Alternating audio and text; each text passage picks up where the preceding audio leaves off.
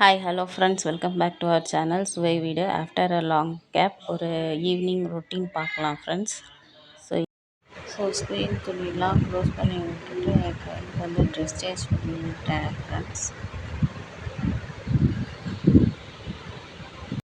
என் பையன் எழுந்திரிச்சிட்டான். ஸோ அவனுக்கு வந்து பசி வந்துருச்சு. ஸோ ஈவினிங் ஸ்நாக்ஸாக நான் குக்கும்பர் தான் கட் பண்ணிகிட்ருக்கேன். ஸோ தோல் சீவிட்டு ஒரு பவுலில் போட்டு கொடுத்தா அவன் வந்து சாப்பிட்ருவான்.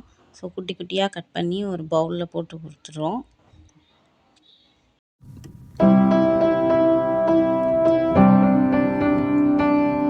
ஸோ நெக்ஸ்ட்டு ஆஃப்டர்நூன் வாஷ் பண்ணி வச்ச பாத்திரத்தை எல்லாம் அந்தந்த பிளேஸில் அரேஞ்ச் பண்ணி வச்சிடலாம்.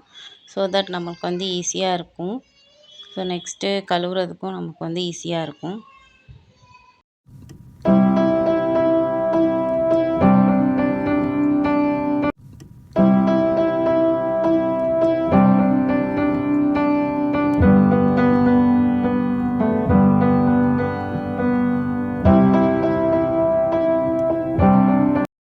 ஸோ நெக்ஸ்ட் வந்து பால் காய்ச்சிக்க போகிறோம். ஸோ டீ காஃபி எல்லாம் போடுறதுக்கு தான். ஸோ என் பையனுக்கு வந்து மில்க்கு கொடுத்துருவேன். எங்களுக்கு வந்து டீ போட போகிறேன் ஃப்ரெண்ட்ஸ். ஸோ பாலை வந்து அடுப்பில் வச்சிட்டோம்னா ஸோ நெக்ஸ்ட்டு ஸ்நாக்ஸ் ப்ரிப்பரேஷன் பண்ண ஸ்டார்ட் பண்ணிடலாம். ஸோ நெக்ஸ்ட் ஈவினிங் ஸ்நாக்ஸாக ஸ்வீட் பொட்டேட்டோ தான் ஃப்ரெண்ட்ஸ் வைக்க போகிறேன். ஸோ இது வந்து என் பையன் சாப்பிடவே மாட்டான்.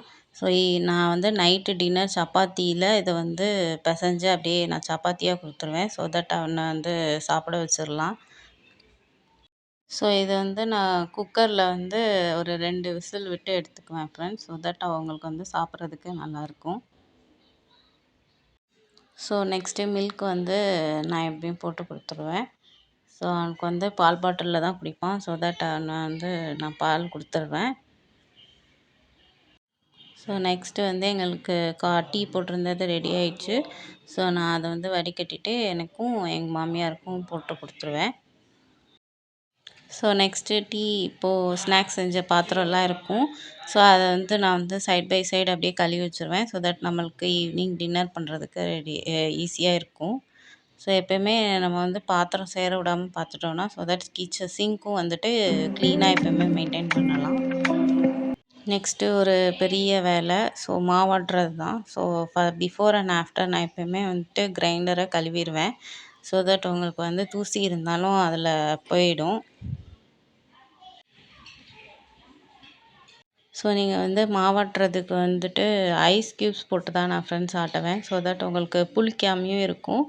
மாவு வந்து நல்லா சூடாகாமல் இருக்கும். ஸோ நீங்கள் ட்ரை பண்ணி பாருங்கள்.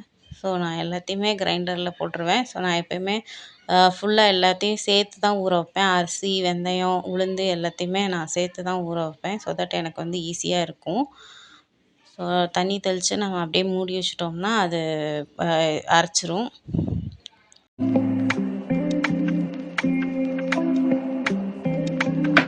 ஸோ நெக்ஸ்ட் எங்கள் மாமியார் துணி மடித்து வச்சுட்டாங்க. ஸோ அதை வந்து ப்ராப்பராக அரேஞ்ச் பண்ணி வச்சிடலாம் அப்படின்ட்டு எடுத்து போயிட்டுருக்கேன்.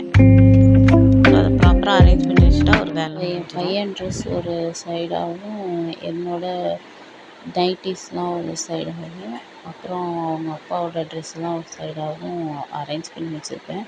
ஸோ அதெல்லாம் அந்தந்த பிளேஸில் நான் அரேஞ்ச் பண்ணி வச்சிட்ருக்கேன் ஃப்ரெண்ட்ஸ்.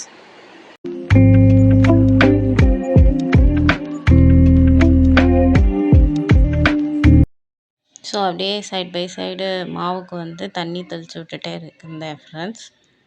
ஸோ நெக்ஸ்ட்டு அதுக்குள்ளே என் பையன் வந்துட்டு ரொம்ப டார்ச்சர் பண்ண ஆரம்பிச்சிட்டான். ஸோ அவனுக்கு வந்து டிவி வேணும் அப்படின்னு சொல்லி கேட்டுட்ருந்தான். ஸோ அதனால் டிவி போட்டுட்டு ஸோ சும்மா நானும் ஒரு 5 மினிட்ஸ் ரிலாக்ஸ் ஆகலாம் அப்படின்ட்டு உட்காந்துட்ருக்கேன் ஃப்ரெண்ட்ஸ்.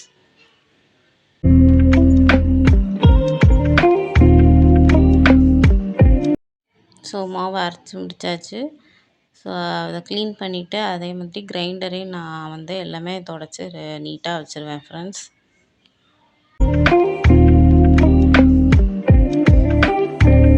ஸோ கொஞ்ச நேரம் ரெஸ்ட் எடுத்துகிட்டு திரும்ப வந்து சப்பாத்தி செய்ய ஆரம்பித்தாச்சு. இன்றைக்கி வந்து சப்பாத்தி வித்து சிக்கன் கிரேவி தான். ஸோ அவனுக்கு ஸ்வீட் பொட்டேட்டோ சப்பாத்தி செஞ்சு கொடுத்தாச்சு. So next as usual cleaning routine start பண்ணியாச்சு.